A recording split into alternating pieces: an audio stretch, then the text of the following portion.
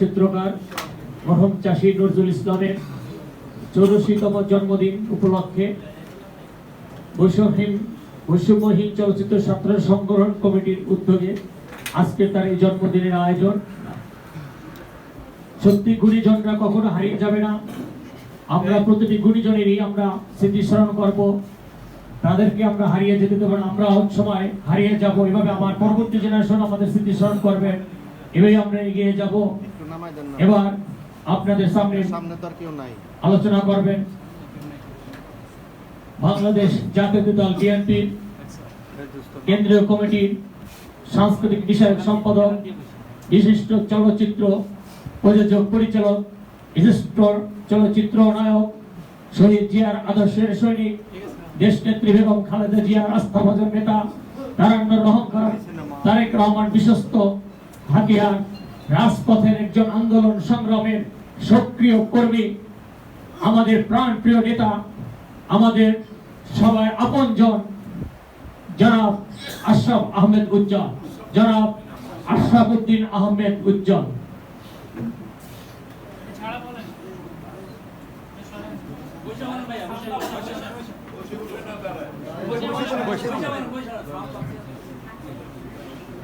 Hello hello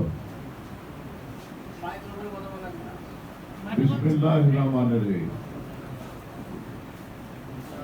উপস্থিত microphone ছাড়া বললে আবার আমার মুখটাই আসবে না, মানে একটু ইয়ে দরকার আছে, মানে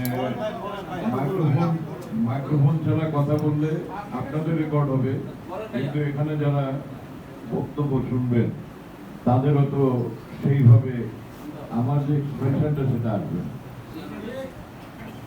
বিসমিল্লাহির রহমানির রহিম। বৈষম্যহীন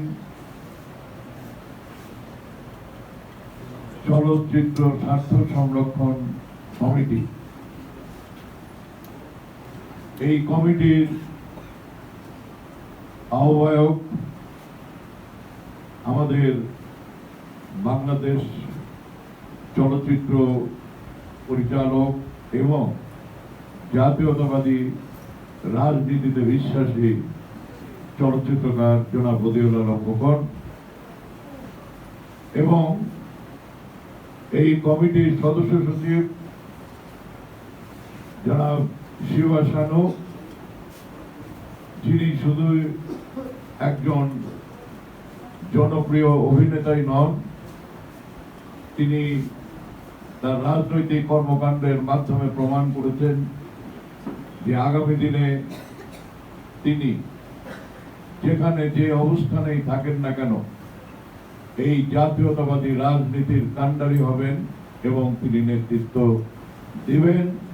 এবং সেই নেতৃত্বে আমি বিশ্বাস করি চলচ্চিত্রে যারা আপনারা জাতীয়তাবাদী রাজনীতি বিশ্বাস করেন সবাই তার ফলোয়ার হয়ে যাবে। আরো এখানে উপস্থিত আছেন যারা, তারা সবাই আমার সঙ্গে, আমার সহযাত্রী, সবসময় যাদেরকে আমি রাজনৈতিক ক্ষেত্রে পাই তারা হলো আমার, যেমন রফিকুল ইসলাম আছে জাসাস নেতা, প্লাস আরো একটি সংগঠন আমাদের আছে জাতীয়তাবাদী সাংস্কৃতিক জোট, সেখানে উনি মহাসচিবের দায়িত্ব পালন করছেন। এখানে রশিদ আছে, এখানে মিলন আছে, আন্নান আছে, সাইদ আছে, ওদিকে মেহেদি আছে, আন্নি আছে, তারপরে নাজমা আছে। আমরা সবাই সাইদ ভাইয়ের কথা বলছি তো, ও না, সাইদ ভাইকে একটু আর একটুখানি উচ্চতর রেটিং দিতে, উনি তো উপদেষ্টা। আচ্ছা সরি, সোহেলের কথা বলছি।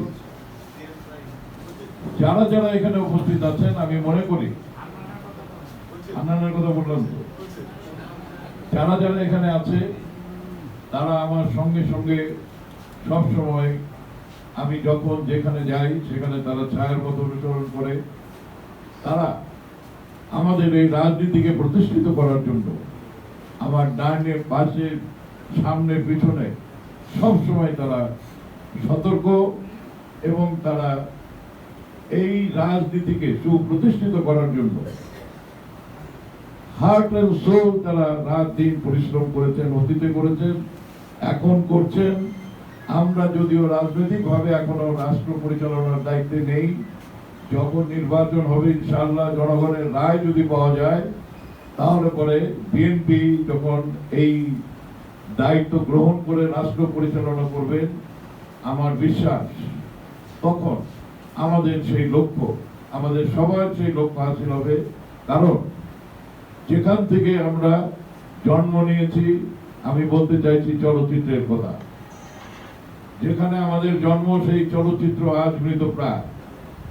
সেই চলচ্চিত্রের গেট দিয়ে যখন, এফডিসির গেট দিয়ে যখন ঢুকি, তখন আমাদের হৃদয়ে যে রক্তক্ষরণ হয় সেটা হয়তো বলতে পারি না, বুঝাতে পারি না, দেখাতে পারি না, কিন্তু প্রতি মুহূর্ত সেই অনুভবটা যেটা আমাদের মধ্যে হয় সেটা আমাদেরকে তাড়িত করে।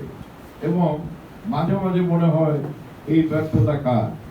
এই ব্যর্থতা কি শুধু আমাদের, না এই ব্যর্থতা এই সমাজ, এই দেশ, এই জাতি? কেন এই কথা বলছি?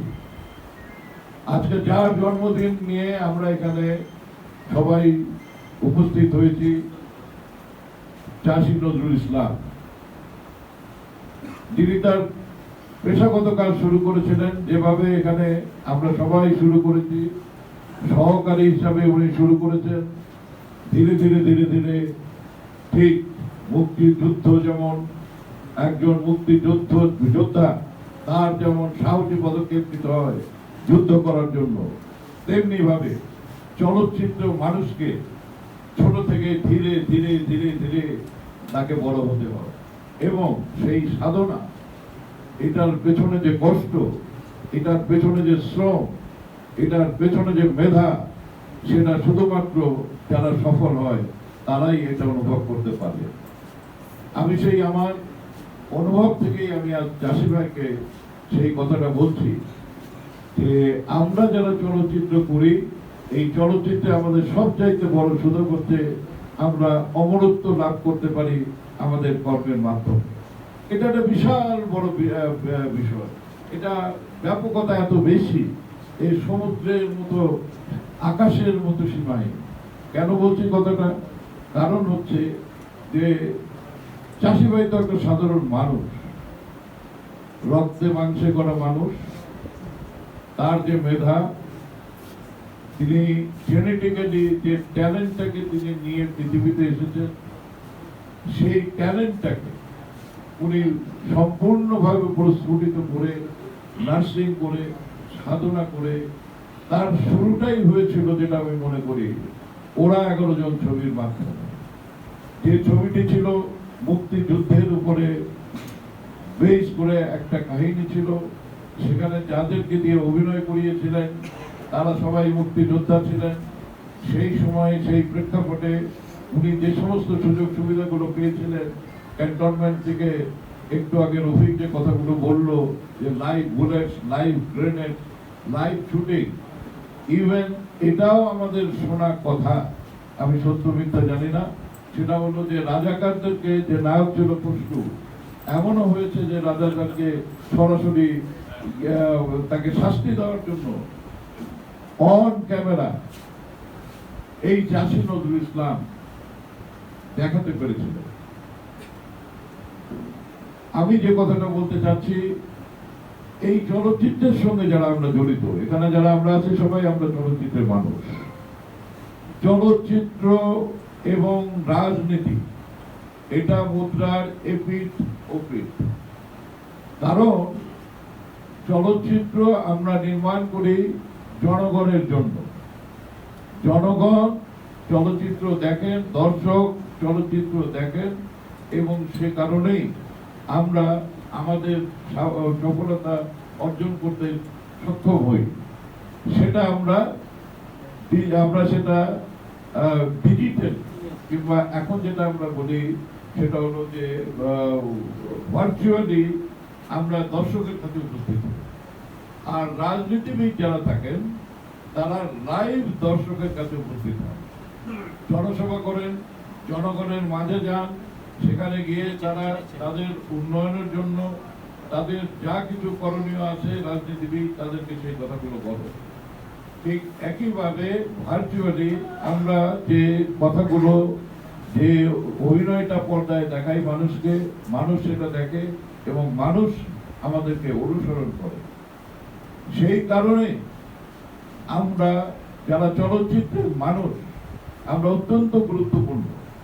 এবং চলচ্চিত্র একটাই মাত্র মিডিয়া, যে মিডিয়াতে সংস্কৃতির প্রতিটি শাখা প্রশাখা উপশাখা যা কিছু আছে সব কিছুর সংমিশ্রণ হচ্ছে চলচ্চিত্র।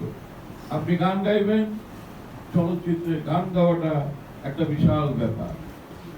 আপনি ফটোগ্রাফি করবেন, চলচ্চিত্রের ক্যামেরাম্যান হওয়াটা একটা বিশাল ব্যাপার। আপনি কাহিনীকার হবেন, আপনি উপন্যাস লিখবেন, সেই লেখাটা যখন চলচ্চিত্রায়ন হবে তখন সেটা একটা বিশাল ব্যাপার। যেভাবে চাষী নজরুল সবসময় কিন্তু উনি উপন্যাসের উপরে ভিত্তি করে উনি রবীন্দ্রনাথ, শরৎচন্দ্র এই ছবিগুলো উনি তৈরি করেছিলেন, সেটা হচ্ছে তার ক্যারিয়ারের জন্য একটা সাংঘাতিক বড় অর্জন। এটা কিন্তু সম্ভব না, সব চলচ্চিত্রকার এটা করতে পারেন। এরপরে আসেন হচ্ছে যে চাষী নজরুলের ভিতরে যেটা ছিল, তার মনের মধ্যে যে বিদ্রোহ ছিল বোঝা যায়। সেই বিদ্রোহটা কেন? উনি মুক্তিযুদ্ধের একটা সফল ছবি করেছিলেন, তখন পাকিস্তানের বিরুদ্ধে আমরা আন্দোলন করেছিলাম।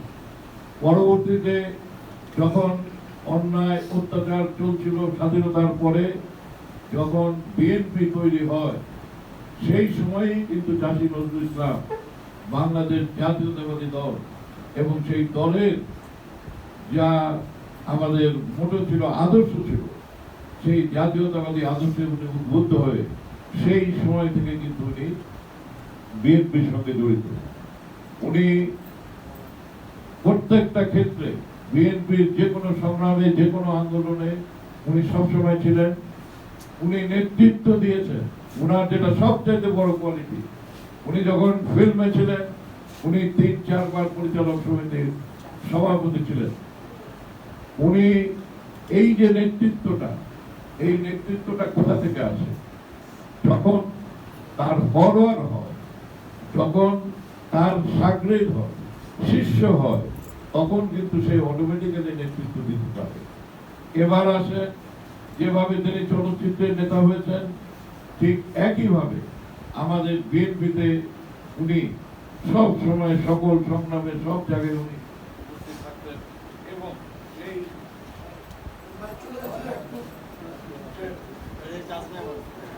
যাই হোক, সেই উপস্থিতিটা আমরা রাজপথে পেতাম, আমরা বিএনপির অফিসে পেয়েছি, আমরা নেতাদের কাছে গিয়ে দেখেছি উনি তার কর্মীদেরকে নিয়ে যাচ্ছেন, তাদেরকে পরিচিত করাচ্ছেন, চলচ্চিত্রের উন্নয়নের জন্য কথা বলছেন। উনি সেন্সর বোর্ডের মেম্বার ছিলেন, উনি সিনেমা সংক্রান্ত যে কোনো বিষয়ে উনি এগিয়ে আসতেন এবং চলচ্চিত্রের যারা ছিলেন তাদেরকে সংগঠিত করে তাদের উপকারে আসার জন্য সব সময় আমাদের মাঝে পেয়েছি। সেই কারণেই যে আমি বলছিলাম যে চলচ্চিত্র জনগণের জন্য তৈরি হয়, রাজনীতি জনগণের জন্য। আমি আমার ব্যক্তিগত জীবনে আমার যে বিষয়টা ছিল সেটা হচ্ছে যে আমাদের চলচ্চিত্রে যে একটা কথা আছে, আমি উনার ভক্ত কিংবা আমি উনার সহকারী। একটু আগে অনেকেই বললেন, সাইদ ভাই বললেন যে চাষী নজরুলের ফিল্মে আসা এবং একসঙ্গে যে অনেক সহকারীদের নাম বললেন, তারা কিন্তু পরবর্তী জীবনে সবাই সুপ্রতিষ্ঠিত করবে। সেই জন্য বলছি যে এই যে তার নেতৃত্ব দেওয়ার যে গুণাবলীটা তার ভিতরে যেটা ছিল, উনি চলচ্চিত্র তৈরি করার পাশাপাশি উনি নেতৃত্ব দিয়েছেন এই দেশকে গৌরবান্বিত করার জন্য। উনি একটা সময় এই এফডিসিতে দিলীপ কুমার, তিনি এই উপভারতীয় মানে এই উপমহাদেশের মধ্যে অন্যতম একটা আইকনিক অ্যাক্টর, তার সঙ্গে কিন্তু সার্বক্ষণিকভাবে উনি দিলীপ কুমারের সঙ্গে ছিলেন। আমি তাকে ফাজলামি করে বলতাম, উস্তাদ আপনি তো বলতে যে দিলীপ কুমার, বলে হ্যাঁ হ্যাঁ हम तो দিলীপ কুমার এই মানে হলো, মানে হিন্দি টিন্দি মিলাই টিলা বলতো, খুব নিজেকে এনজয় করতো। এই চাষি ভাই, আমি যে কথাটা বলছিলাম যে অনুসার, আমি কিন্তু চাষি ভাইয়ের একজন দূর থেকে মৌন অনুসারে ছিলাম। আমি যখন চলচ্চিত্রে এসেছি তখন তো ওনারা চলচ্চিত্রের সুপ্রতিষ্ঠিত। আমার চলচ্চিত্রের আগমন হচ্ছে 1970 সালে সুভাষ দত্তের বিনিময় ছবি দিয়ে। তো তখন আমাদের এই ফিল্ম ইন্ডাস্ট্রি তখন কিন্তু একটা বিশাল ইমেজ, বিশাল একটা, যেটাকে এখন সবসময় আমরা জানতে পারি, শুনতে পাই, সবাই বলে, সেটা হলো সোনালী যুগ।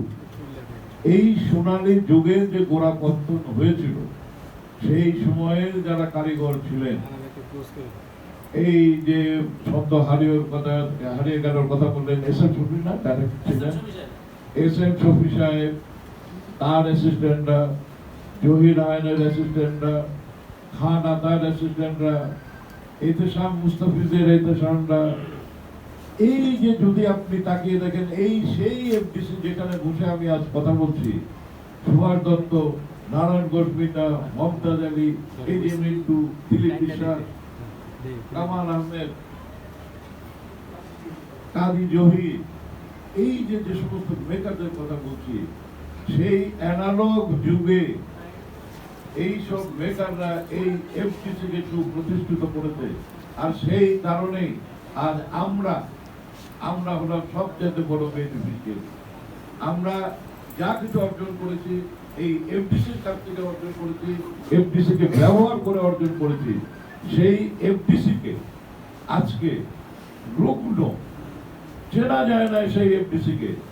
আমি যেদিন প্রথমে এফডিসিতে এসেছিলাম, কিংবা চাষী নজরুল ইসলাম যেদিন এফডিসিতে এসেছিল, উনি তো আমার অনেক আগেই এসেছিলেন, তখনও আমরা এই রকম রুগ্ন অবস্থায় কখনো এফডিসিকে দেখিনি। আমার মনে হয় যখন মুখোমুখি ছবি হয়েছিল তখনও এফডিসি এতটা রুগ্ন ছিল না। এই রুগ্ন অবস্থায় নিয়ে যাওয়ার জন্য দায়ী কারা? ধীরে ধীরে ধীরে ধীরে রাজনৈতিক যে প্রেক্ষাপটের পরিবর্তন হলো, আজকে একটা বিষয় নিয়ে দৌড়াদৌড়ি, মারামারি, কাটাকাটি করে একটা রাজনৈতিক দল স্বৈরাচার গত 15 বছর এই দেশকে শাসন করে দেশকে তলানিতে নিয়ে গেছে, অর্থনৈতিকভাবে, রাজনৈতিকভাবে, সামাজিকভাবে, এমনকি সংস্কৃতিকে ধ্বংস করে দিয়েছে। কেন বললাম এই কথা? আমরা এই এফডিসি 24শে ফেব্রুয়ারি 1978, জিয়াউর রহমান আমাদের বিএনপির প্রতিষ্ঠাতা, উনি এসে এখানে ঘোষণা করে গিয়েছিলেন, সবাই নন কোঅপারেশন করার পরেও উনি ঘোষণা করেছিলেন জাতীয় পুরস্কার, উনি ঘোষণা করেছিলেন যারা মেধাবী পরিচালক তাদেরকে ব্যাকআপ করার জন্য অর্থনৈতিকভাবে অনুদান প্রথা। উনি এখানে এসে ঘোষণা করে গিয়েছিলেন দুস্থ শিল্পীদের জন্য ফান্ড দেওয়া, রঙিন ছবি তৈরি করার জন্য যত রকমের প্রয়োজনীয় ব্যবস্থা করা। উনি 21শে পদক ওনার তৈরি করা, ওনারই এইটা, এই যে সম্মান, এই যে চলচ্চিত্রকে এগিয়ে নিয়ে যাওয়ার পরিকল্পনা, আমরা গত 15 বছর বলতে পারিনি। শুধু না, এটা বলতে গেলে আমাদের উপরে অন্যায়ভাবে অত্যাচার করা হবে, সেই কারণে আমরা বলিনি, মুখ বন্ধ করে সহ্য করেছি। আজ আমি হুঁশিয়ার করে দিতে চাই, আপনারা যারা এই স্বেচ্ছাচার সরকারের পদলেহী ছিলেন সংস্কৃতি অঙ্গনের, আপনারা কাচ্চি বিরিয়ানি মোরগ মুসাল্লাম রোস্ট অনেক খেয়েছেন। কে কে আপনারা এই পণ্য দশা সৃষ্টি করছেন চলচ্চিত্র শিল্পে। আজকে সিনেমা হল নাই, ছবি প্রদর্শন করা যায় না। সিনেমা তৈরি করার জন্য আজকে ডিজিটাল যা কিছু প্রযুক্তির প্রয়োজন তার কোনো ব্যবস্থা নেই। এখানে আপনারা 3 নম্বর 4 নম্বর ফ্লোর ভেঙে, আপনারা এডিটিং ফেসিলিটি ভেঙে এখানে বিল্ডিং তৈরি করছেন কার স্বার্থে? যেভাবে দুর্নীতি করার জন্য আপনারা এই ব্যবস্থা করেছেন, এর প্রত্যেকটার হিসাব দিতে হবে। প্রত্যেকটা জিনিসের আমরা কড়াই গুন্ডায় বুঝে নেবো ইনশাআল্লাহ, সময় আছে। এইখানে যদি আপনারা 3 নম্বর 4 নম্বর ফ্লোরে আজকে ডিজিটাল ফিল্ম একাডেমি করতেন,